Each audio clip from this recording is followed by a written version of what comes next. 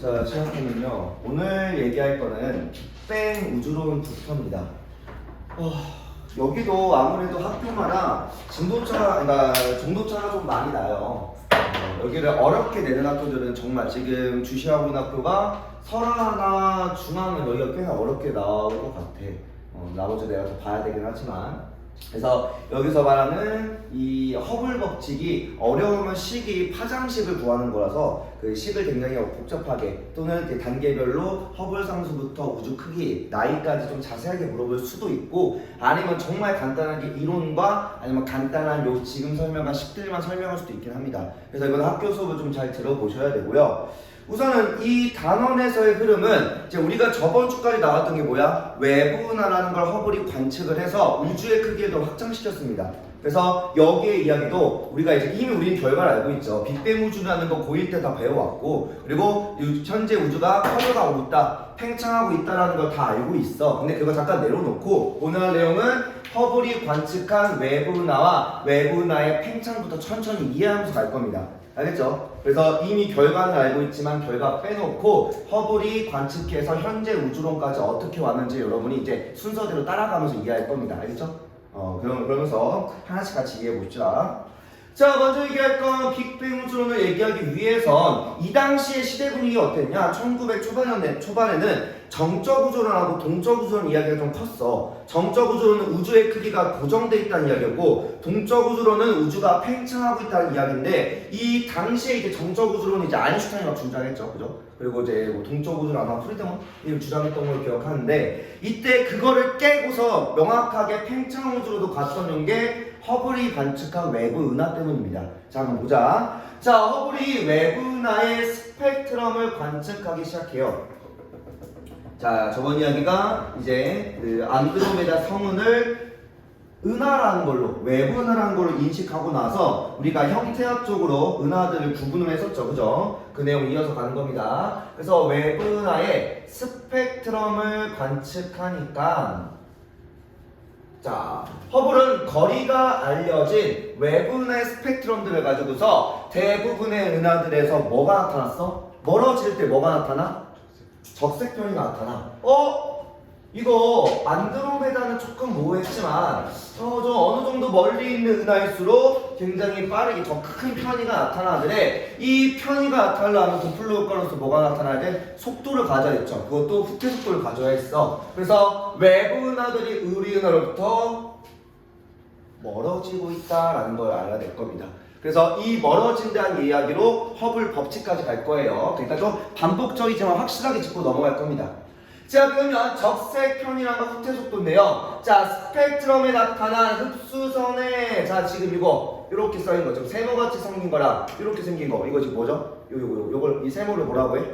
델타 변화량이라고 하고, 요거 람다, 이거 람다가 뭘 의미했죠? 파장이었죠. 그럼 말 그대로 뭐해? 파장의 변화량입니다.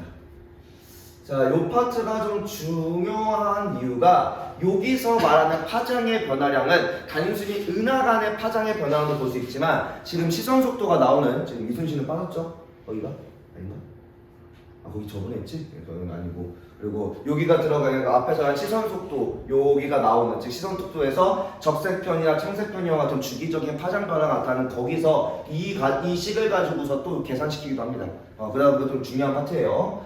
자, 그래서 파장의 변화량을 측정해 은하의 후퇴 속도라는 거를 추정합니다. 추정할 거예요. 자, 그러면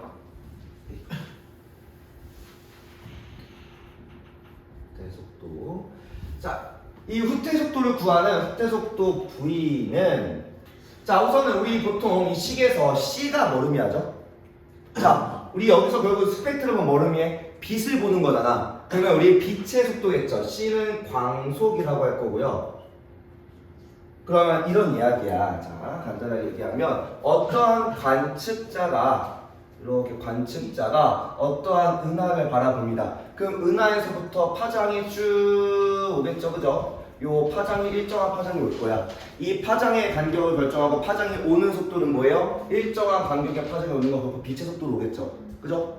그러면 정지한 상태의 은하에서는 이렇게 올 거야. 근데 중요한 게 이 은하가 나로부터 적색 편이 원래 나타나야 될 흡수선의 간격이 이 간격보다 더 커졌다는 건, 이 간격이 더 커졌다라는 건 뭐가 있어? 파장에서 파장이 더 늘어졌다는 이야기고, 그만큼 누가 은하가 멀어지고 있다는 이야기죠. 근데 원래 고정된 파장에서의 이 간격은 흡수선 자체가 뭐야? 고정된 원소의 고유한 파장의 간격이야. 그죠? 원소의 고유한 흡수 스펙트럼이죠. 그죠? 그러면 이 간격이 고요해야 되는데 이 위치가 원래 항상 일정해야 되는데 이 일정한 위치가 어디로? 한쪽으로 밀리기 시작하더래. 이 밀리는 정도가 뭐 때문에? 원래 빛의 속도에서 가져야 되는 것보다 조금 더 멀어진 거죠. 이 속도만큼이 뭐해? 우리가 말할 후퇴 속도라고 얘기할 겁니다.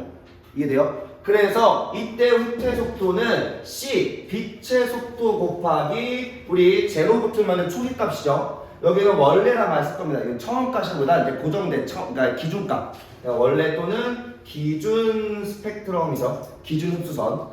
원소의 고유한 흡수선 정지 상태요. 그래서 C 곱하기 람다 제로분의 델타 람다라고 할 겁니다. 변화량. 근데 또 이렇게만 쓰면 조금 헷갈리니까. 자, 일단 여러분들 흡수선의 파장 변화량, 즉 델타 람다 변화량은 어떻게 구해요? 원래 변화량 뭐 빼기 뭐야? 물리들? 여기 물리 맞네. 나중에서 초기값 빼는 거죠. 이렇게 빼는 거지, 그지? 모르는 사람 없죠, 그죠? 여기 물리한 사람 많네. 나 물리한 사람 많아서 너무 좋아. 물어볼 게 많거든. 그치? 여기도 못 보는 물리한 사람 좀 많네. 자, 그래서 이렇게 돼 있고요. 자, 그러면 이때 이제 나중 파장이 이런 이야기야. 원래 여기가 이 파장의 간격이 400나노미터였어. 400나노. 이거 찍히는 건데. 여기 나오네.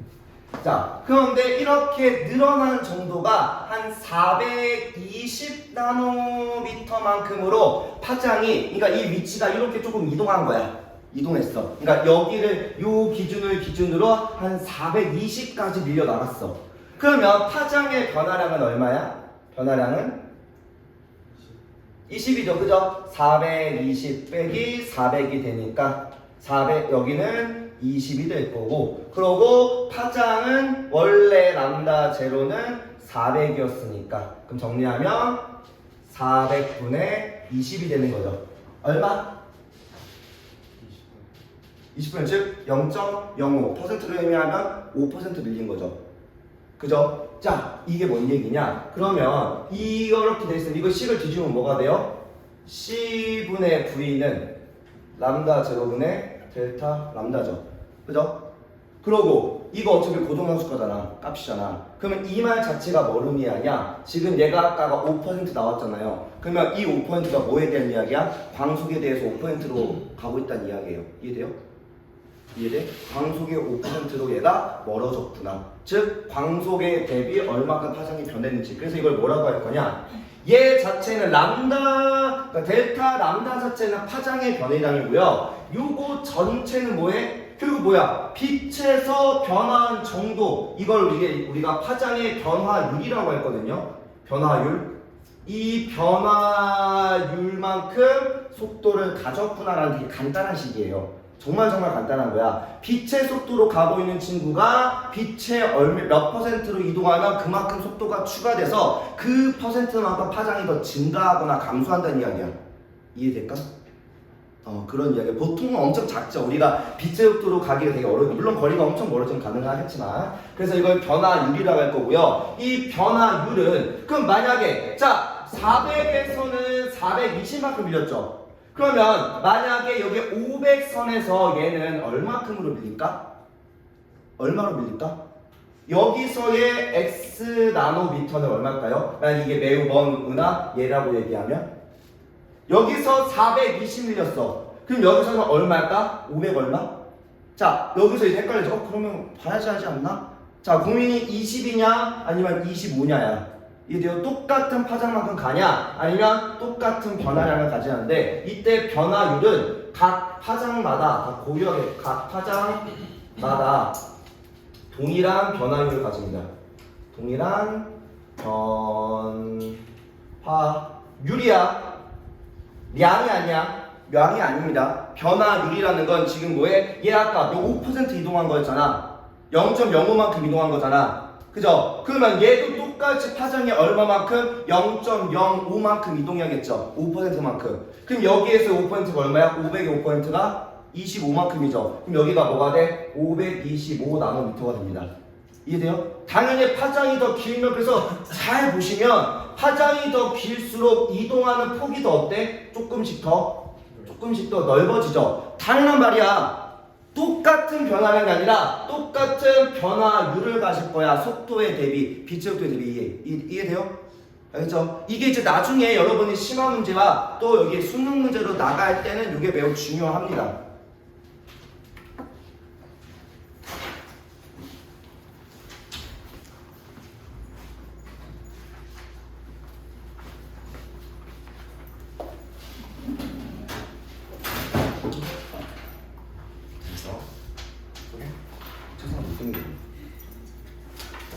자, 이해되나요? 알겠죠? 이게 정말 간단한 건데 이걸 잘 풀어야지 뒤로 넘어가서 거리 가지고서 속도 가지고 거리 또는 허블 상수까지 구할 거면 이게 제일 시작점이에요. 알겠죠? 아직도 시가 안 끝났어. 이게 마지막 공식 해결하는 문제들입니다. 알겠죠? 그리고 나에게 정말 수능까지 고민하고 있다고 하면 지금 잘 해주셔야 돼요. 알겠죠? 나중에 다시 공부할 때 도움이 되게.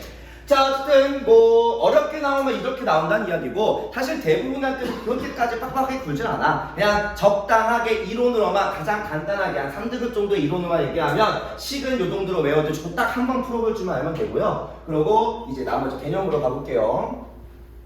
자, 우리 외분화사의 스펙트럼. 자, 그래서 적색 편이량이 큰 은하일수록 후퇴 속도가 어때? 많이 밀리면 밀릴수록 뭐에 가깝게? 빛의 속도에 가깝게 더 빠르게 멀어진다는 이야기야. 물론 여러분도 알고 있겠지만 빛의 속도만큼은 못 멀어지겠죠. 그죠? 이건 뒤에서 설명할 겁니다. 어쨌든 편이량이 클수록 후퇴 속도가 더 빠르다라는 거는 당연하게 기억해 주시면 되고요. 자, 그래서 보니까 매우 먼 은하. 자, 다만 근데 이거 당연히 멀리 있으면 더 빨리 벌어지는 거 아닌가요? 그거 우리 배웠잖아요. 그거 빼놓고 생각하라고요. 지금 우리는 뭐해? 우리가 같이 배우면서 허블 상수라는 허블 법칙을 우리가 상립해가는 과정이야. 그러니까 이제 허블이 쭉 은하들을 한 몇백 개, 몇십 개 쭉 관측해 보니까 야, 원래 파장값보다 거리가 먼 은하로 갈수록 파장이 더 많이 변해서 밀려나가네. 이걸 보면서 멀리 있는 은하일수록 파장이 원래 파장보다 더 길게 나타나네. 다 길게 나타나네. 적색 편의가 발생하네. 그러면 적색 편의가 멀리 있을수록 더 크니까 이걸 이제 여기서 뭘로 넘어가? 도플러 효과로. 그러니까 여기서 이렇게 넘어갈 때 이제 도플러 효과를 이제 얘기하는 겁니다. 우리 도플러 효과가 뭐였죠? 동규랑 도플러 효과가 뭐였지? 네? 도플러 효과가 뭐야? 도플러 아저씨? 호진아 뭐야? 그러게요. 우진아 뭐야? 기억나니? 멀어질수록 빨리. 멀어질수록 멀어질수록 뭐야? 유정아 도플러가 우리 그래 저번 주에 했잖아. 길어진다. 멀어질수록 더 빠르게 멀어질수록이야. 멀리 있다고가 아니야. 여러분들 그냥 멀리 있다고 하더라도 그냥 멀리 있는 게 중요한 게 아니야. 내가 관측을 할 때 별이 있고 광채가 있으면요, 광원이 있으면 거리와 상관없이 뭐야 그냥 똑같은 파장으로 와야 돼. 근데 멀리 있을수록 뭐 하고 있다는 거야? 수진아 뭐 하고 있어? 원래 멀리 있는 거랑 상관없이 파장은 똑같아야 됩니다. 같은 온도, 같은 스펙트럼 가지면요. 이해돼요? 근데 멀리 있을수록 뭐가 심해져? 적색 편의가 심해진다는 건 이 도플러 효과는 뭐해? 파장이 밀린 만큼 후퇴 속도가 더 크다는 이야기죠. 그죠? 그래서 이때 도플러 효과에서 파장이 변하는 거는 후퇴 속도나 접근 속도를 가지더라. 다만 다 적색 편이 나타났으니까 전부 다 적색 편이가 클수록 후퇴 속도, 멀어지는 속도를 가지고 있고 그게 더 크게 나타나는구나 라는 이야기입니다. 그래서 그래서 멀리 있는 은하일수록 마지막 후퇴 속도가 빠르다라는 이야기를 쓸 겁니다. 이걸 쓰려면 뭐해? 중간에 이 스펙트럼의 파장의 변이라고 봐야지만 알겠죠? 그리고 여러분들 메가파섹에서 메가가 얼마큼 다인지 알아요? 1메가가 얼마인지 알아? 상수로? 100만. 오! 100만이야. 맞아.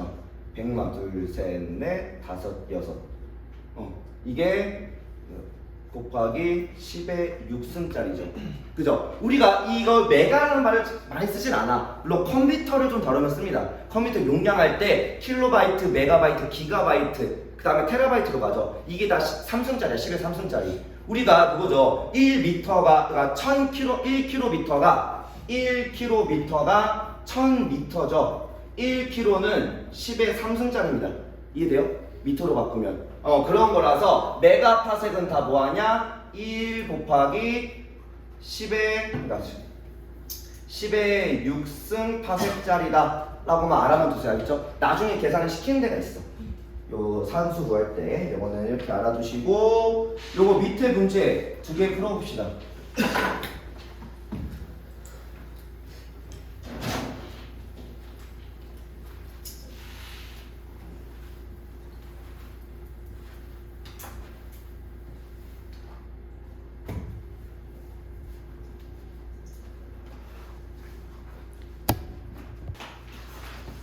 자, 넘어서 보시면요. 자, 그리고 이거 일부러 안 지울 겁니다. 뒤에 쓸 거라서. 자, 그 다음 볼 거는요, 이제 허블 법칙. 자, 그럼 위에 얘기 딱 들어보니까 거리가 멀수록 후퇴 속도가 빠르네. 그 안에 무언가를 지칭하는 상수값이 있지 않을까라고 하는 거죠. 자, 그러면 뭐 허블 법칙은 은하의 후퇴 속도는 그 은하까지의 뭐의 거리에 비례하는 것 같아. 앞에서 봤잖아. 먼 은하일수록 더 편이가 컸고 그만큼 속도가 더 빠르다게 나왔잖아. 그럼 그걸 이제 우리가 값으로 정의하겠다는 겁니다. 자, 그래프 보니까 그래서 허블이 관측된 은하의 후퇴 속도를 보니 점들이 이렇게 막 찍힙니다. 그러면 그 사이에 뭐야? 특정한 기울기 하나가 나오네. 야, 이거 얼마나 기분 좋아. 지금 내가 관측한 게 특정한 특이값을 가진다는 거잖아. 그것도 일정한 기울기를 가진다는 거죠. 기울기가 있으면 뭐가 나와? 식 하나 나오잖아. 상수값 하나 나오고요. 그죠? 그래서 거리분의 후퇴 속도, 즉 이때 거리를 R, 후퇴 속도를 V라고 잡으면 R분의 V는 누구? 허블 상수 H라고 할 겁니다.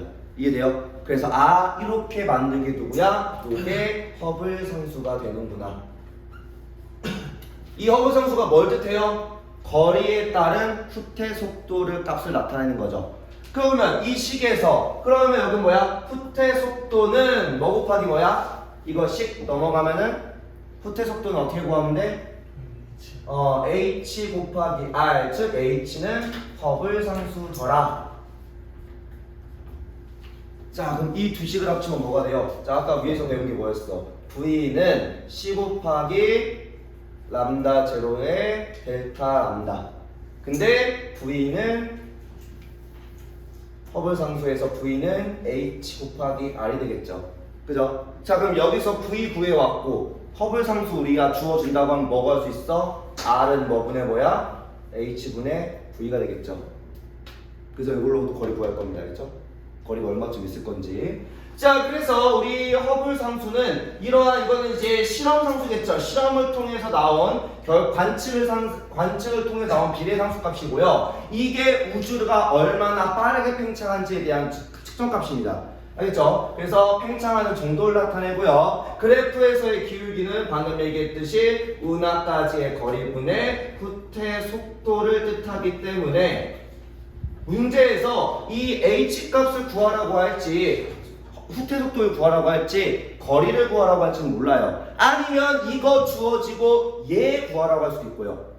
알겠죠? 그래서 식을 정확하게 알고 있어야 돼. 여기서 어렵게 내려고 하면 어떻게든 어렵게 낼 수 있어. 귀찮게라도 식을 몇 번을 거쳐가면서. 그러니까 값들을 잘 기억하고 있어야 되고요. 자, 일단은 기울기가 크다라는 건 이렇게 간다는 거죠. 기울기가 클수록 당연히 허블 상수는 크겠죠. 그치? 거리 대비 더 빠르게 후퇴한다는 이야기입니다. 요거에 대한 이야기는 또 뒤에서 한번 더 할 거고요. 자, 그래서 지금으로서 사실은 정해진 값이 있지. 측정값이에요. 측정값. 측정 값으로는 약 68km/s/메가파섹입니다.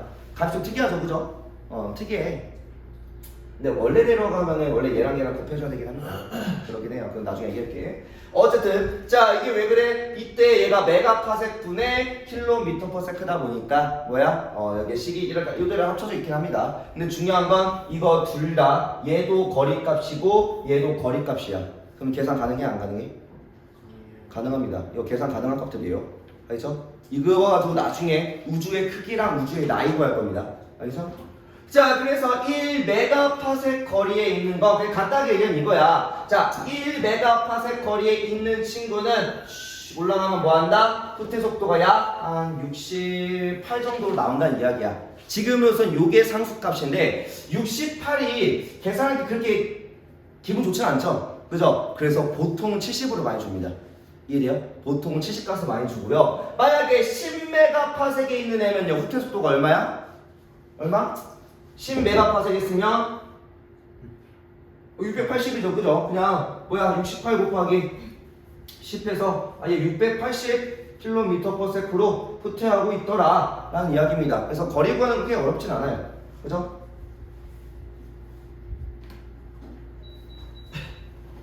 이래요. 자, 그러면 요거 일단 내려가서 하고서 마지막에 한번 보여보자.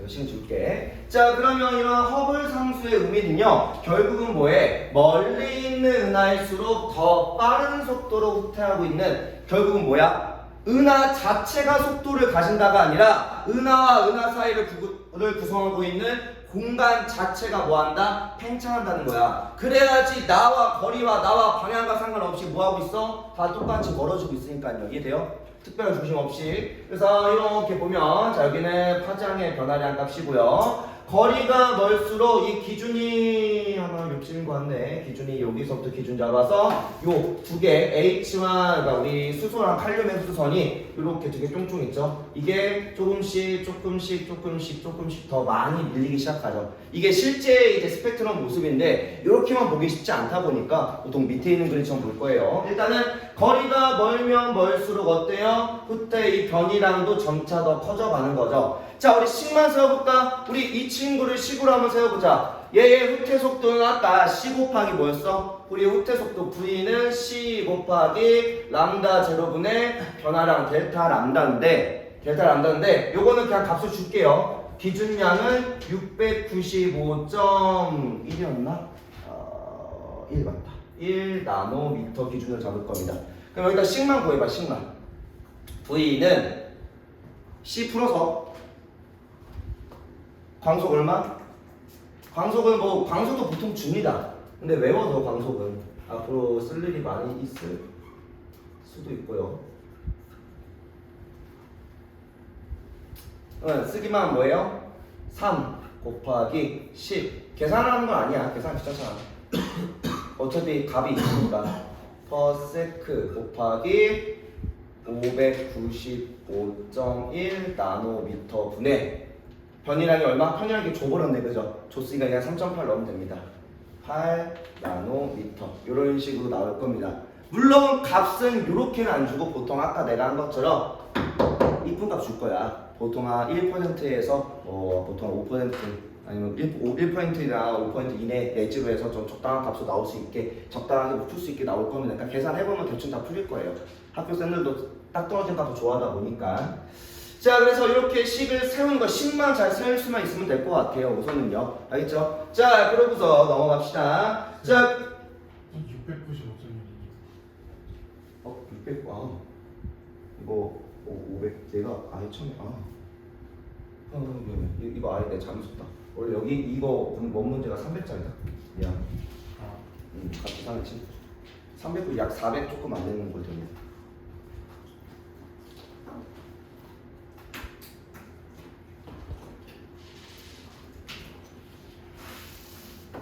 어쨌든 요거 주어지는 거 아니면 문제에서 주어질 거야. 요게 뭐 얼마다 약간 요거 값을 띈다 이렇게 기준 파장 알려줄 거고, 편이량은 이제 보고서 구하는 경우도 있고 아니면은 문제에 주어지는 경우도 있고, 요거는 문제 잘 읽어보시면 됩니다.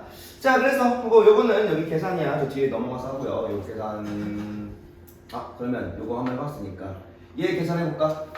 자, 아까 V가 15 곱하기 10의 3승짜리였죠, 그죠? 그러면 V는 H 곱하기 R이었잖아. 그러면 우리 H를 이렇게 줘버릴까? H를 그냥 간단하게 50km per 메가파섹이라고 정해봅시다. 그러면 얼마? 이렇게 나눠서 R 값은 얼마야? 거리는? 얘는 50kg 킬로미터 per 메가파섹 분의 15kg 15 곱하기 10의 3승 킬로미터 per 세크 되겠죠.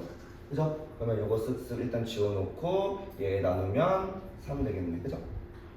그러고서 공 하나 남았고 그리고 곱하면 얘는 얼마? 요거 공 하나 지워줘야 되니까 10 하나 지워서 3 곱하기 즉 300 메가 파섹 정도만 되겠네요. 그죠? 얘는 이렇게 올라가고요. 그죠? 이런 식으로 구하긴 할 겁니다. 그치? 이거는 구하라고 하는 선생님들은 있고요. 아니기도 합니다. 다만 주어진 값이 어떻게 주는지 보통 70으로 주어줘요. 여기까지만 해놓고 자 그럼 내려와서 여기는 이제 개념 이야기예요. 개념 이야기 보고 몇 시야?